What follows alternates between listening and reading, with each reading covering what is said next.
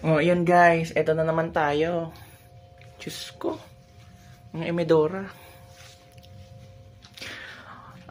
Ang ingon ni Mayor, sorry, di ko alam basahin talaga to. Di ko naintindihan. Pero ang ingon ni Mayor Basti, in short, wala na daw pera ang Duterte.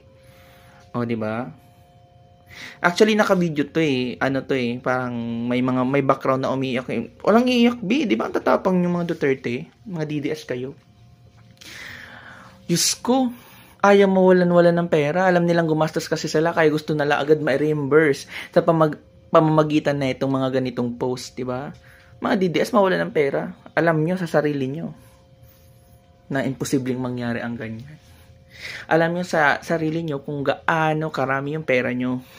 Tapos ang mga comment section, ang mga sinasabi dito, oh, ganyan ang tunay na hindi daw kawatan. Di ba? Ganyan daw ang patunay na hindi kawatan. Wala daw pera. Ang sabi naman ng iba, may mga pera nga daw pang paritoke kay Kitty Duterte.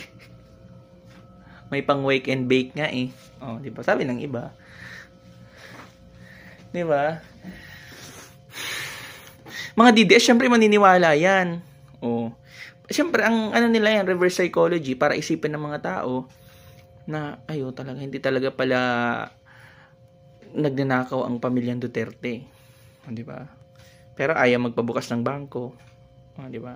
Tapos nasasendan nasasendan ng pera yung mga account na non-existent daw, sabi ni Super Sara. Di ba? Mga Panginoon ng DDS. So, yun na yan. Todo na. Tigil-tigilan nyo ako bis mga ginagawa nyo, B. Walang ganon! Di ba? Super tipon pa kayo dyan. Kiss ko. Chismis tayo. Mga random chismis lang. Pero guys, may mga proof ito. Di ba? Unahin natin yung police. Nag-post ako bago to. Nag-post ako. Yung police naman, di ba? After niya mag-post, tas naramdaman niya viral na, nag-awol ng lolo mo. Di ba? Ang sabi ng Napolcom, ang sabi nila is, may mga limitasyon talaga ang rights kahit sino naman. At dapat mag-stay silang non-partisan. Meaning, hindi sila pwedeng makipagsali-sali sa mga bagay-bagay. Dapat, nonchalant ka lang, B. Di ba? Kalmado ka lang.